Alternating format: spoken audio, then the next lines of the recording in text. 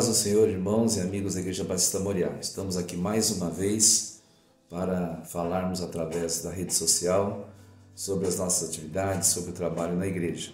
Como os irmãos sabem, já foi anunciado pelo pastor, em breve, mais precisamente no primeiro domingo de setembro, estaremos nos reunindo presencialmente novamente na igreja, mas sob todos os cuidados médicos, os cuidados legais que temos que tomar. Então você analise a sua condição, a igreja estará aberta à sua disposição para orar, para estar em comunhão com os irmãos dentro dos protocolos que a legislação nos permite. Estamos aqui para falar do momento do servo, um momento muito interessante na vida da igreja, pois é através deste período que nós nos comunicamos para falar de sua oferta, para falar de sua gratidão em todos os aspectos.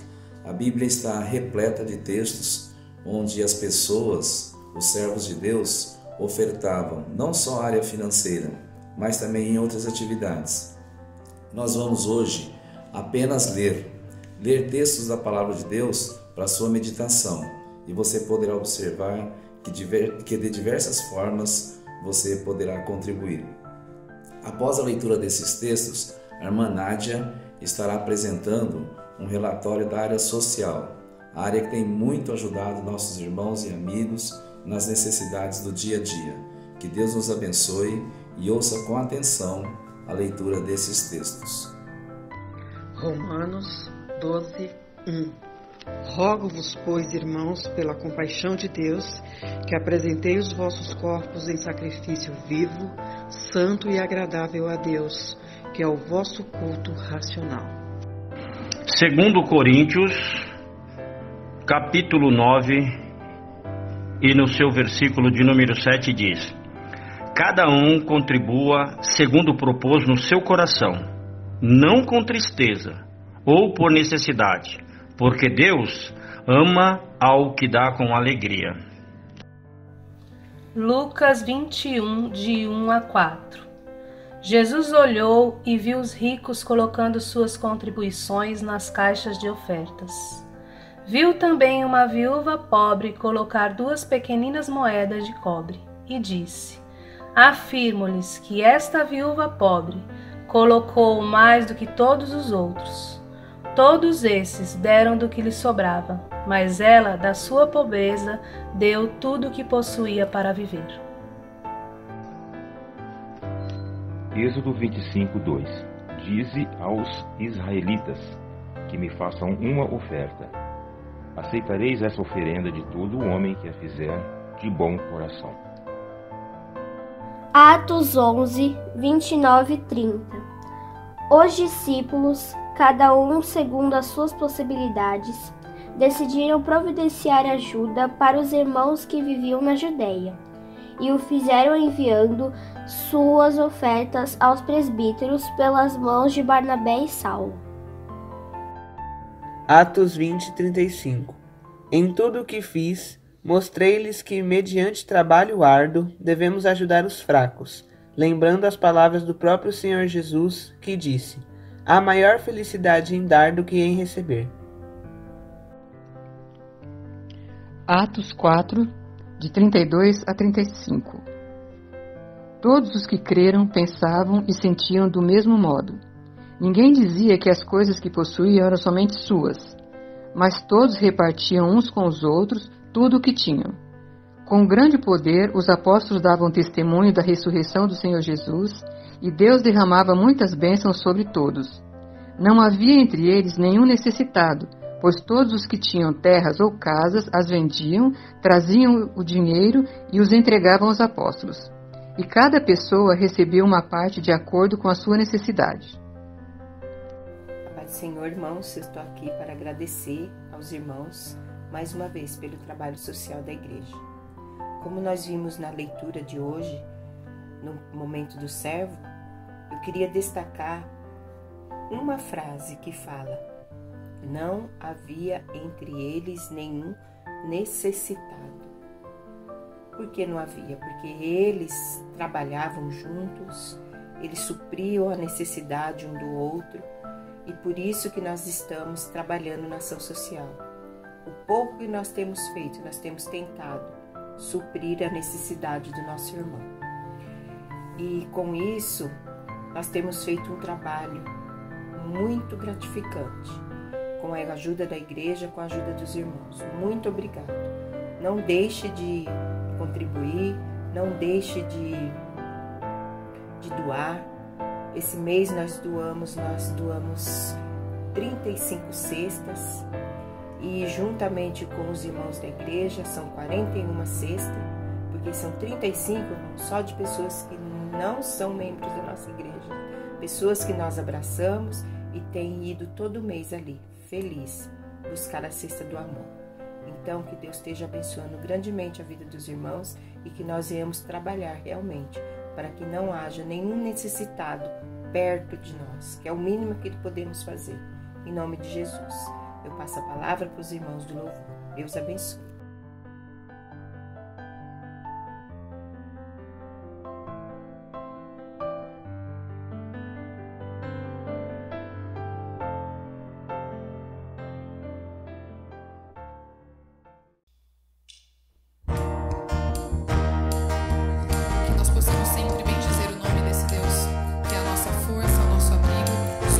Presente no momento da angústia, que nós possamos nos declarar a esse Deus nesse momento, que você possa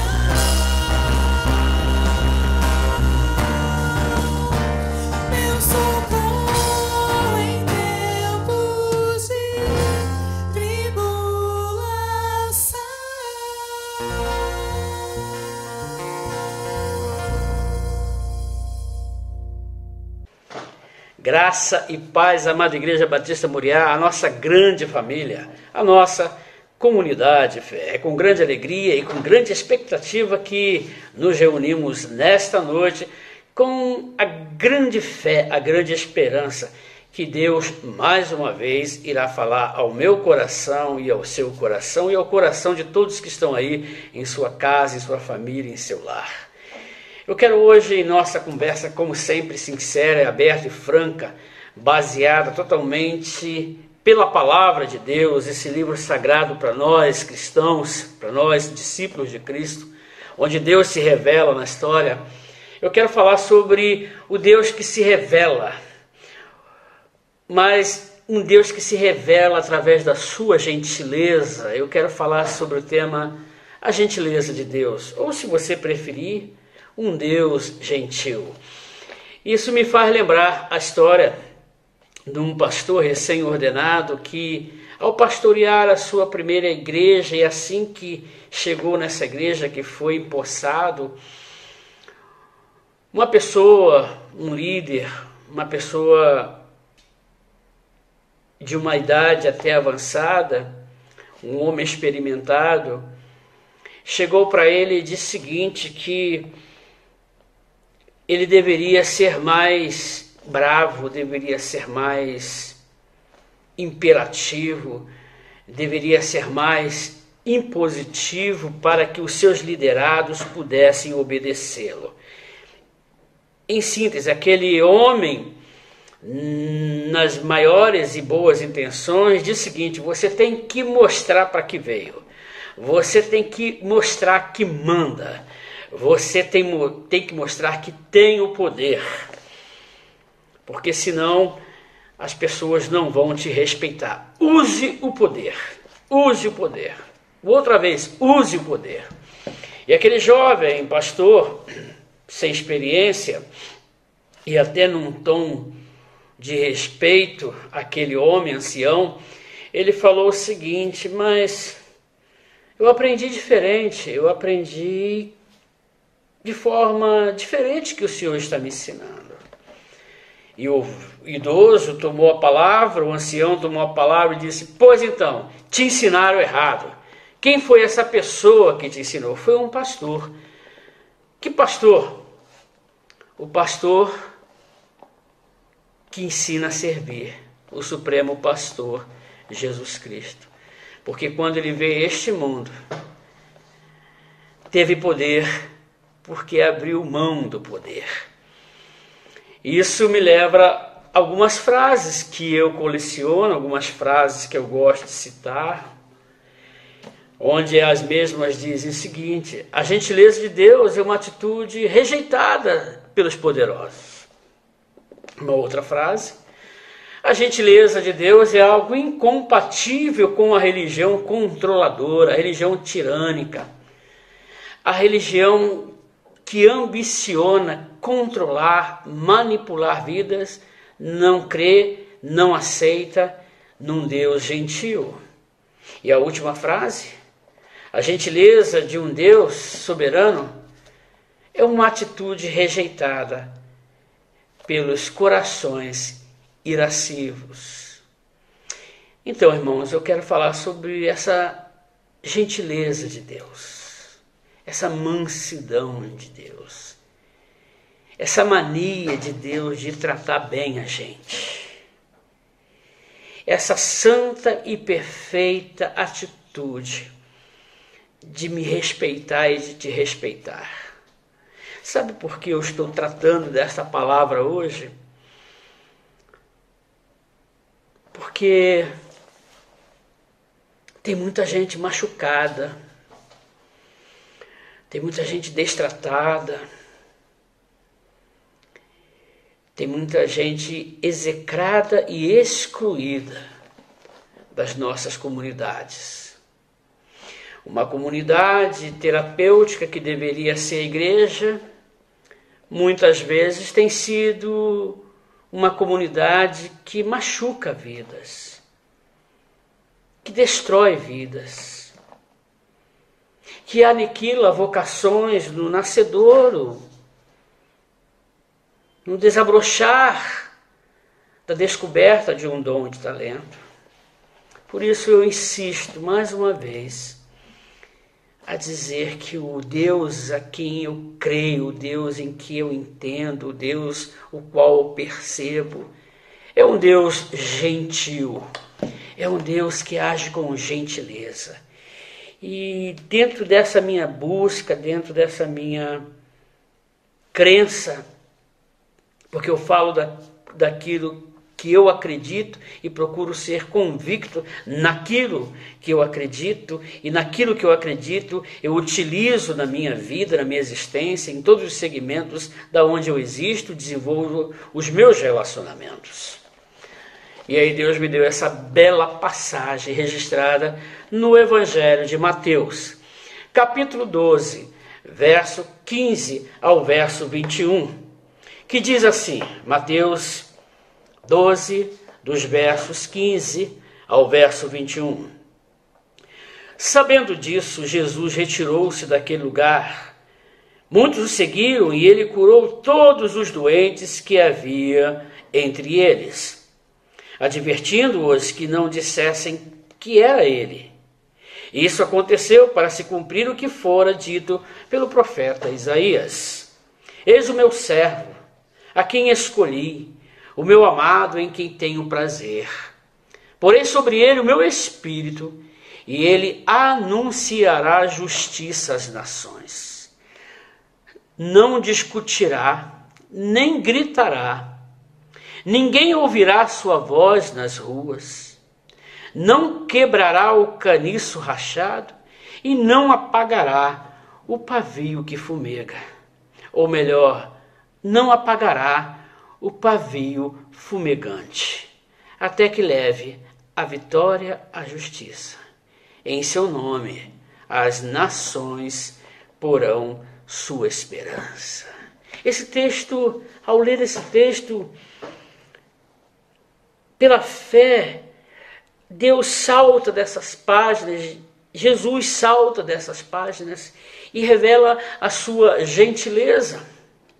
O biógrafo de Cristo aqui, Mateus, ele, ao falar deste momento, deste fato na vida de Jesus, o nosso Senhor e Salvador, ele cita Isaías para referenciar a gentileza de Deus em Jesus Cristo. Repito, o biógrafo de Cristo, Mateus, utiliza e cita a passagem do capítulo de Isaías 46, especificamente os versos 1 ao 4. Para quê? Para referenciar, para ilustrar e comprovar a gentileza de Deus em Jesus Cristo. Por que a gentileza de Deus em Jesus Cristo?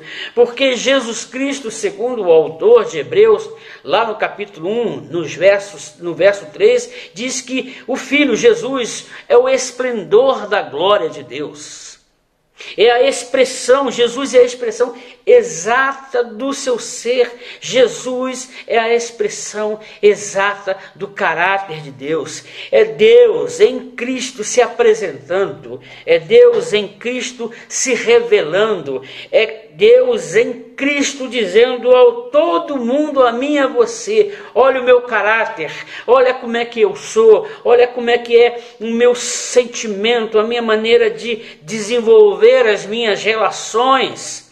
Eu sou um Deus gentil. Olhe para Jesus Cristo, você vai ver o meu caráter, a minha gentileza e como eu trato e zelo e velo e cuido em graça sobre a tua vida. É Deus se apresentando, amados irmãos e irmãs, amigo e amiga. É Deus se apresentando, o seu caráter através do seu Filho, do seu servo amado, do seu amado. E ele, Deus, tem prazer, é o que diz o verso 18. Em quem tenho prazer.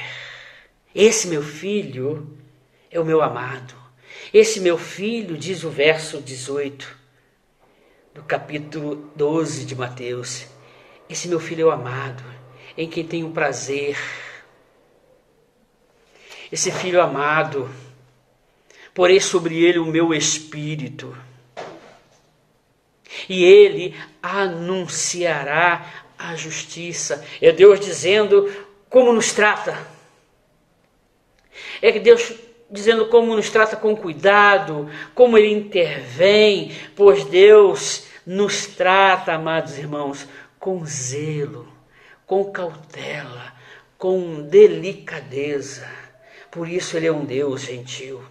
Jesus, a imagem perfeita, a expressão exata do ser de Deus, conforme diz o autor de Hebreus, no 1º capítulo, verso 3, é apresentado pela boca do profeta Isaías, como um Deus que nos trata com gentileza, é um Deus que nos trata com elegância, é um Deus que nos trata com um toque de voz baixa, respeitoso. Enfim, um Deus que não se impõe com poder e pela força.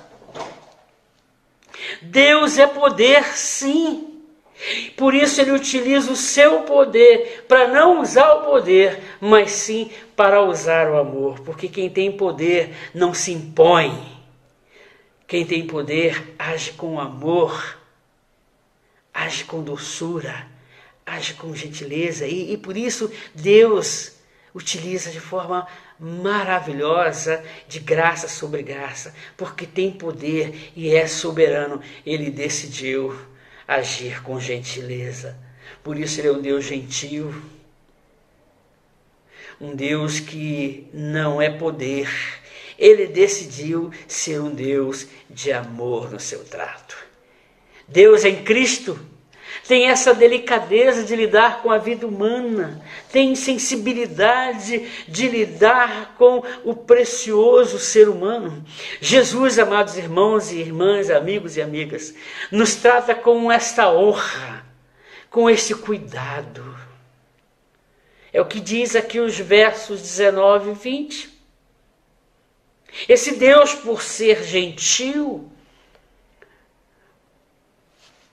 por decidir nos tratar com amor, com gentileza, com zelo, com voz baixa, de forma respeitosa. Um Deus que decidiu não se impor pela força, mas se apresentar, se revelar pelo amor. E Jesus nos trata com esta honra, porque Jesus é a expressão exata do ser de Deus. Jesus revela o caráter de Deus. E por isso ele nos trata com cuidado. Com cuidado. E é por isso que diz o texto: esse meu filho não discutirá nem gritará. Ninguém ouvirá a sua voz nas ruas. Esse Jesus é discreto. Esse Jesus não precisa de palanque. Esse Cristo a quem eu sirvo não gosta de presepada, não gosta de plateia, não gosta de ser ovacionado, idolatrado.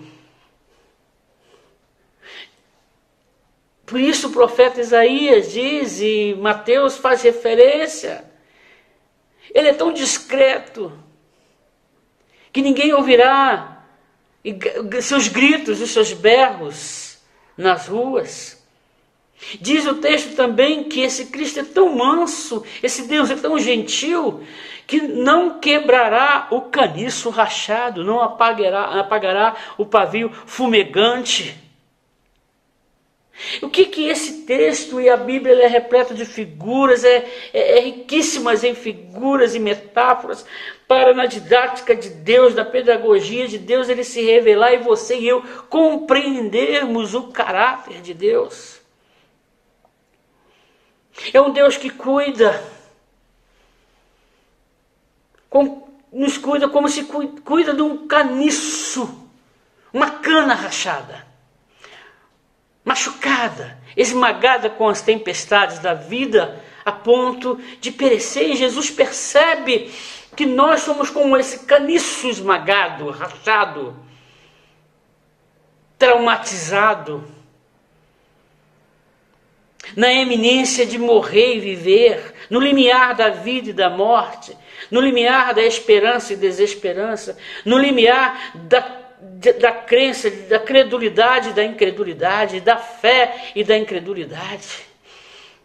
Porque as tempestades da vida são implacáveis, são inesperadas, são traumáticas e nos machucam, como um vendaval passa pelo canavial e arranca as canas com raiz e tudo, a ponto de ela ficar esmagada, rachada.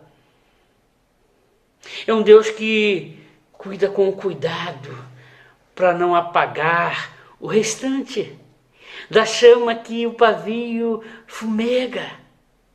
Ele trata com cuidado na perspectiva que o fogo volte a acender. É um Deus que nos trata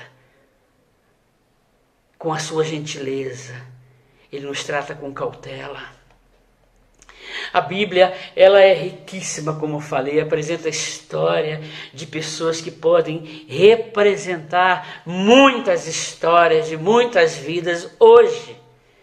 Vidas que foram transformadas, curadas, libertas, oferecidas, vidas que foram oferecidas às mesmas uma nova oportunidade, um novo recomeço, ou novos recomeços.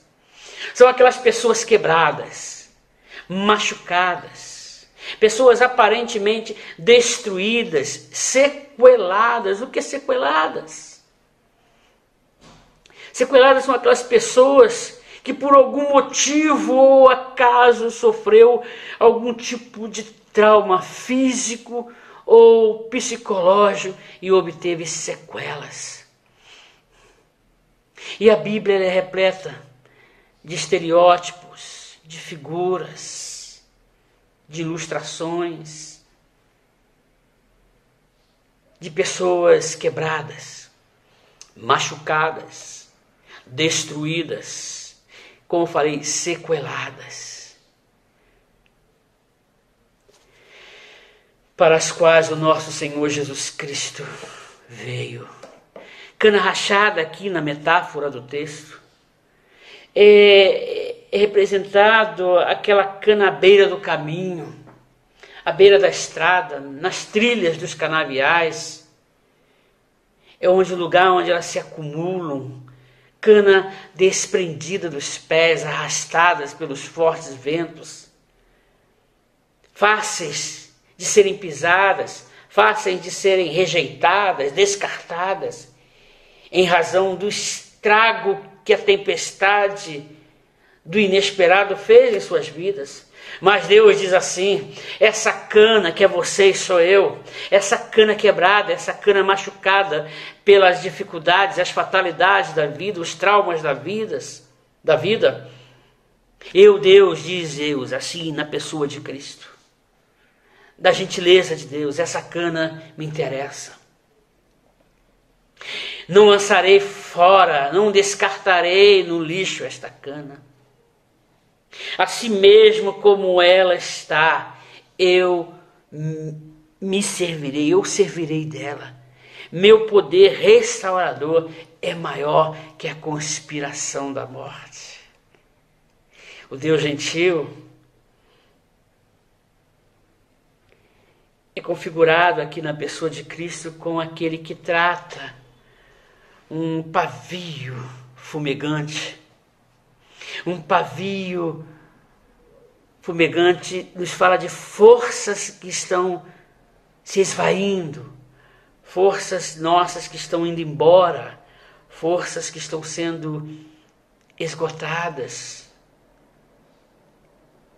de vidas que outrora foram repletas de sonhos, vidas que foram repletas de fé, de esperança, mas que se perderam em algum lugar, chegando próximo ao fim. Aí Deus não pega e apaga de vez, aniquila de vez esse pavio que fumega, Ele cerca esse pavio, Ele cuida em sua delicadeza, e Deus dizendo: não permitirei que esse fogo se apague, se aniquile de uma vez.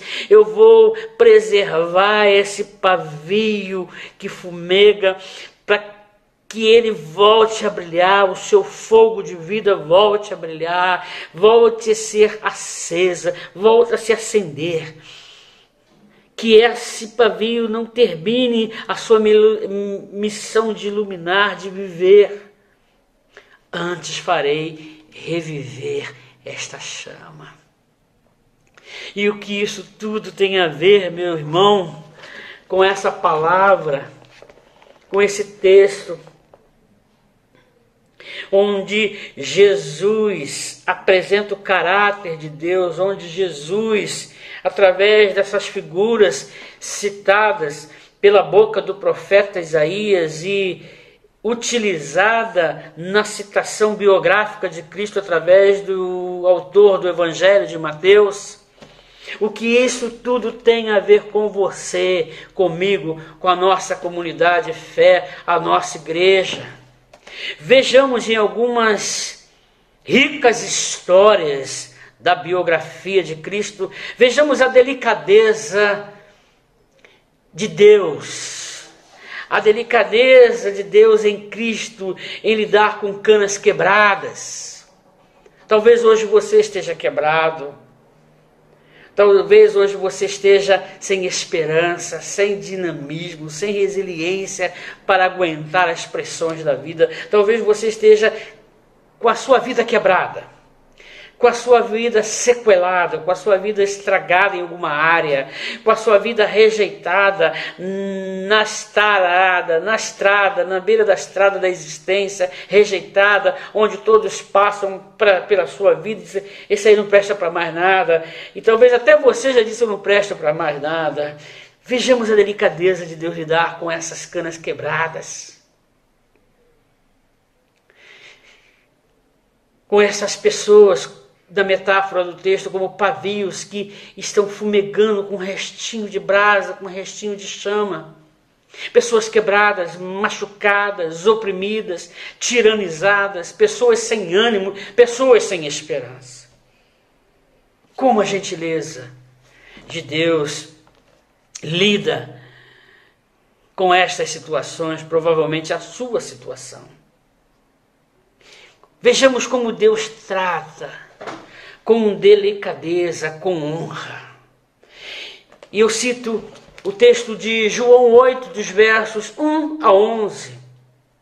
João 8, dos versos 1 a 11, narra, é descrita e é documentada a narrativa de quando uma mulher surpreendida em adultério foi levada à praça pública e do qual Jesus foi questionada sobre que tratamento daria aquela mulher, pois a lei de Moisés diz que tal pessoa, tal mulher, tal adúltera surpreendida no ato de adultério deveria ser apedrejada publicamente.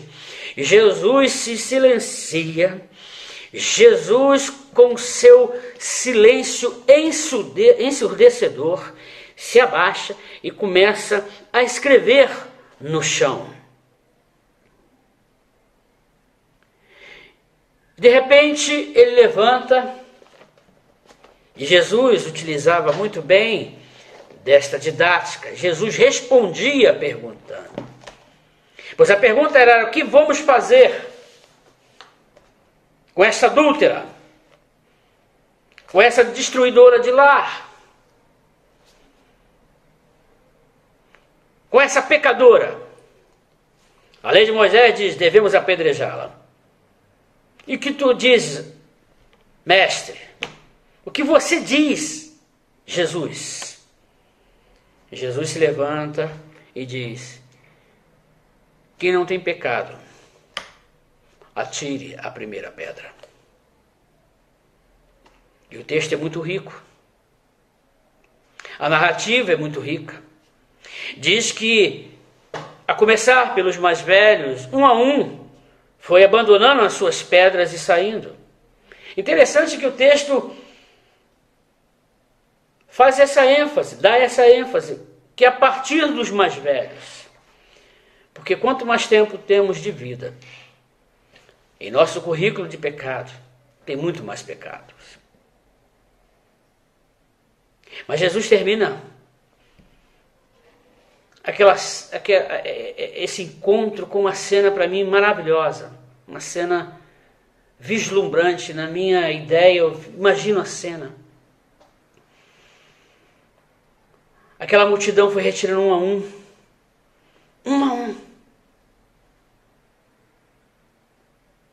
e só restaram Jesus e a mulher. E é nessa intimidade, nessa gentileza de Deus em Cristo, Jesus faz uma pergunta: cadê os seus acusadores? E ela responde: não estão mais aqui. E ele diz: eu, Deus, eu também, com a minha gentileza, o Deus encarnado, eu também não te condeno. Eu também não te condeno. A palavra também nos lábios de Cristo, me traz grande esperança. Eu também, Marcos, não te condeno. Eu também não te condeno. E diz o texto que Jesus fala assim: vai e não peques mais. É Jesus dizendo em sua gentileza: eu não coloco o seu pecado em praça pública. Eu não desmereço a sua vida, eu não exponho a sua vida, eu simplesmente quero ter intimidade contigo para dizer: eu também não te condeno, vai e não peques mais. Essa sutileza, essa gentileza de Deus que trata o sensível ser humano com elegância. Ele não escracha essa mulher, ele não paga de puritano, ele não paga de autoridade religiosa, de autoridade eclesiástica, ele não paga de o Todo-Poderoso, ele simplesmente diz assim: eu também não te condeno. E Jesus, nesse ato de gentileza, ele oferece a oportunidade a esta mulher de recomeçar. E o melhor, agora recomeçando. Esse recomeço como fruto da oportunidade divina. É o próprio Deus dizendo: vai e não peques mais, vai. Viva a sua vida com responsabilidade, viva a sua vida com doçura, vive a sua vida sem pecado, vive a sua vida dentro do propósito e da proposta de Deus. É Deus, na sua gentileza, encarnado em Cristo, olha para aquela mulher e diz assim: eu estou cuidando das suas feridas. Nesse texto é Jesus apresentando que ele, Jesus, cuida das feridas desta mulher, que sofria pelas angústias, pelo fruto de escolhas erradas, de atos errados, lhe oferece as oportunidades das oportunidades. E as oportunidades das oportunidades é recomeçar sem ser julgada pelo histórico de pecado e promiscuidade. Aí você vai me dizer: mas eu nunca fui promíscuo, eu nunca vendi meu corpo, eu nunca me prostituir. Mas, amados irmãos, quantas vezes somos promíscuos? Abrimos mão com tanta facilidade do que é certo. Abrimos mão daquilo com tanta facilidade por resultados rápidos. Abrimos mão, nos tornamos promíscuos espiritualmente quando abrimos mão daquilo que cremos para ter vantagens. Somos promíscuos muitas vezes quando deixamos de ser leal a Jesus Cristo e nos tornamos leais ao mundo. Somos promíscuos quando vendemos a nossa fé por uma outra fé, uma fé que não é de Deus, uma fé que não é cristocêntrica, uma fé que promete somente vantagem. Mas hoje Deus, com a sua gentileza, está dizendo: eu não te condeno, simplesmente te dou a oportunidade das oportunidades para você recomeçar. Vai agora, meu filho, vai agora, minha filha, e não peques mais. Como esse Deus trata com delicadeza essa cana machucada, esse pavio que fumega, que está se apagando.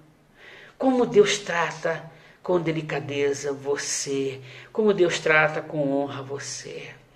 E aí me lembra também de um texto lá em Lucas 19, onde o autor, o biógrafo de Cristo, Lucas, narra o encontro de Jesus com um publicano chamado Zaqueu, um homem corrupto, sem caráter, sem escrúpulo, um homem rejeitado pelo seu povo, um homem odiado pelos camponeses, pois ele era agiota, ele extorquia, ele subtraía a riqueza daqueles que trabalhavam com tanto ardor, com tanta dificuldade, e ele era considerado um homem corrupto. Como você trata um corrupto? Você, homem, trata um corrupto com julgamento. Nós tratamos o corrupto como alguém terrível para a sociedade. Como você trata o corrupto como alguém que merece cadeia o tempo todo. Como você condena um corrupto, que ele fosse linchado publicamente, linchado moralmente, mas Deus não faz isso. Deus te convida para sentar em sua mesa. E Deus, na pessoa de Cristo, a expressão exata do caráter de Deus em Cristo, Jesus se dirige para a árvore aonde o pequeno Zaqueu estava nela, para tentar ver o Messias. E Jesus se dirige àquela árvore, olha para cima e convida Zaqueu para juntos sentar à mesa. E sentar à mesa no Oriente Médio, na época de Jesus, e sentar-se à mesa com alguém, ou partilhar a refeição, constituiu o símbolo, a forma de associação e amizade particularmente íntima. Quando Deus, em sua gentileza, convida um publicano, ele convida esse publicano odiado pelo seu povo, principalmente, um corrupto, para dizer o seguinte: eu quero me associar a você, eu quero ser íntimo de você, porque se você for meu sócio, se associar a mim, for íntimo de mim, vai perceber o meu caráter e vai ver o quanto você precisa mudar. E no final daquele almoço, daquele churrasco, o menu não foi apresentado no texto bíblico. Jesus diz assim: o Filho do Homem, Zaqueu, veio buscar e salvar o que estava perdido. E termina aquele grande encontro dizendo: hoje houve salvação nessa casa. E sabe o que é que acontece? A gentileza de Deus produz frutos. E frutos de arrependimento. Frutos de um arrependimento que demonstra em suas atitudes que alguma coisa mudou. E Zaqueu se compromete publicamente a devolver 4 vezes mais aquilo que ele subtraiu. Amados irmãos, isso é tremendo. Porque se Jesus chegasse pagando de autoridade máxima da religião, talvez perderia aquele coração. Melhor, Jesus iria se colocar no mesmo patamar de autoridade constituídas. Mas Deus não é poder, Deus é amor, Deus é gentil, Deus trata com zelo o precioso ser humano, mesmo quando este precioso ser humano procura caminhos errados. E Jesus se dirige para esse ser humano corrupto que optou por caminhos errados, escolhas erradas, fruto de ganância, fruto do egoísmo, e diz assim: eu quero ter intimidade contigo, eu quero estar à mesa contigo, porque eu quero trazer salvação nesta casa, que é você. Sua casa pode ser transformada na habitação do Espírito Santo. É assim que Deus trata com sua gentileza. O Deus gentil, a gentileza desse Deus. E eu quero nessa noite convidar você a se aquietar e perceber o quanto Deus é bom, o quanto Deus é gentil. A tua família vai te ver rachada, destruída e quebrada, talvez vai até te rejeitar. A sociedade vai ver você quebrado, machucado, sem vida útil, provavelmente, e vai te descartar. Mas Deus não descarta ninguém. Deus acolhe, Deus cuida, Deus ampara, Deus protege. Porque o trato de Deus é com um ser precioso, que é você e eu, a qual nós temos o valor da vida de um Deus. Você é importante para Deus. Você não é alguém descartável. A religião pode te oprimir. O teu líder, provavelmente teu líder espiritual, pode oprimir você. Os crentes podem pagar de santo para você, de perfeito para você, quer te dar lição de moral, mas o nosso Deus não é assim. O nosso Deus é um Deus gentil, um Deus educado, um Deus que nos trata com zelo. E eu termino a minha palavra contando a última história, a história dos oprimidos pela força do mal. E a história dos oprimidos pela força do mal, ela pode ser exemplificada, ilustrada com o endemoniado de Gadareno. Quantas pessoas hoje são oprimidas pela força do mal? No texto de Lucas, capítulo 8, verso 26 a 38, conta a história que Jesus chegou em Gadara e imediatamente um homem que tinha dentro dele uma legião, e legião era para os romanos uma máquina de guerra, uma máquina de destruição, aproximadamente com 3.000 soldados, paramentado, bem armado, com poder bélico muito destruidor. E quando Jesus pergunta a este homem: quem é você? Ele diz: eu sou legião, eu sou um poder de matar, eu sou uma máquina de guerra do inferno. E Jesus, com toda a sua gentileza, não arma um palco, não performa-se e não paga de uma autoridade espiritual. Ele não monta circo, ele não monta palco, ele simplesmente, com gentileza,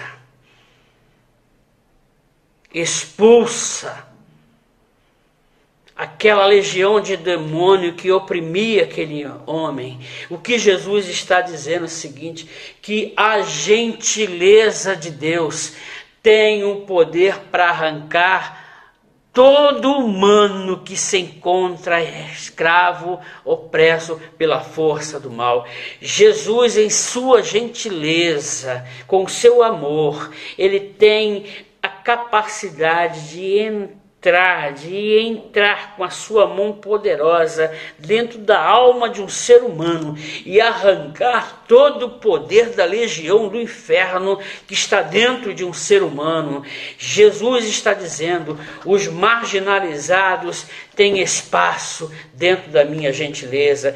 Todo ser humano, todo marginalizado, todo oprimido pelo mal, não serão rejeitados, pelo contrário, serão cuidados com zelo, com gentileza. A minha oração é que você, meu irmão, minha irmã, meu ouvinte, entenda que você não precisa ter medo de Deus. Você não precisa ter vergonha de Deus. Porque Deus é amor. E Deus, nesta noite, quer te tratar com gentileza. Se você é esta cana que está machucada, quebrada, sequelada de problemas terríveis, eu quero te dar uma boa notícia. Deus é amor. Deus é esperança. Deus te trata com gentileza. A minha oração nessa noite é que você convide Deus com a sua gentileza para organizar a sua vida, para organizar a sua mente, para organizar as suas emoções, para que Deus, com a sua gentileza, possa te reeducar para educar melhor os seus filhos. Para que Deus, com a sua gentileza, venha te ensinar, marido, a ser gentil com a sua esposa e tratar a sua esposa como Cristo trata e ama a sua igreja, a ponto de dar a sua vida por ela. Eu convido e oriento você a convidar Deus em sua gentileza, esposa, para que você aprenda e busca a idoneidade espiritual de Deus em sua gentileza, para que você seja uma grande auxiliadora da tua casa, do seu marido, e que você edifique a sua casa. Eu convido vocês, filhos, a ter intimidade com Deus, o Deus gentil, para que vocês sejam gentis com os pais de vocês. Eu tenho visto muitos filhos que têm tratado muito mal seus pais. Eu tenho visto muitos pais que temem os seus filhos, têm medo dos seus filhos, pior, obedecem aos seus filhos. Mas quando conhecemos a gentileza de Deus, quando percebemos a gentileza de Deus, quando você, filho e filha, perceber a gentileza de Deus, vai perceber que você pode também ser gentil com seus pais. Eu convido você para conhecer a gentileza de Deus, para conviver com doçura de vida, com gentileza com o seu próximo. Nós fomos chamados e somos chamados de povo de Deus, e o povo de Deus precisa ser imitador de Deus. E sendo imitador de Deus, seremos mais gentis. E uma das mais poderosas iscas para atrair vidas, para serem pescadas para o Evangelho, é através da gentileza. Que possamos, como Igreja de Cristo, desenvolvermos e praticarmos a gentileza de um Deus que age com gentileza. E o exemplo claro disso é o Deus que se revela. A revelação exata de Deus está no nosso Senhor Jesus Cristo. Que a graça e a misericórdia do bom Pai esteja sobre a sua vida. Vamos orar. Querido Deus e eterno Pai, Em nome de Jesus Cristo, Senhor, a expressão exata de Deus, a expressão exata do ser de Deus, nós pedimos, Senhor, através dele, que compreendamos, que possamos entender com clareza a graça de Deus através da sua gentileza. Abençoe esta vida que está quebrada, que está rachada, está sem esperança. Vida esta machucada pelos vendavais da vida, pelas tempestades do inesperado. Talvez essa família está quebrada hoje, mas eu creio, Senhor, que com a tua gentileza, o Senhor há de restaurar essa família. Eu peço também por esse pavio, que já não tem mais chama, não é nítida a chama da vida nele, não é nítida a chama da esperança. Somente é possível ver fumegando. Por favor, Senhor, com a tua gentileza, proteja, cerca dos vendavais e reacenda a chama da vida, a chama da esperança, a chama de desejar viver e viver em abundância. Pai, em nome de Jesus, cura o nosso povo, cura a nossa comunidade, proteja a nossa comunidade, ampara a nossa comunidade e todos aqueles que precisam da tua gentileza. E cremos que tu és um Deus amoroso e que a graça do nosso Senhor Jesus Cristo, o amor de Deus Pai, a comunhão e consolações do teu Santo Espírito, Deus, repouse sobre esta vida tão preciosa que está nos ouvindo nesta noite e que compreendeu o teu recado, a tua palavra de amor neste momento. Em nome de Cristo, que representa a tua gentileza, o teu amor. É no nome precioso de Cristo que oramos, pedimos e te agradecemos. Amém, amém, amém. Deus abençoe poderosamente a sua vida. E seja gentil, como Deus é gentil com você. Trate o próximo com gentileza, da mesma forma que a gentileza de Deus te trata. Deus abençoe, um grande abraço. Deus proteja você e a sua família de todo mal. Dia 6 de setembro está chegando e, se Deus quiser, estaremos novamente juntos em nossa celebração presencial em nosso templo. Deus abençoe, um grande abraço.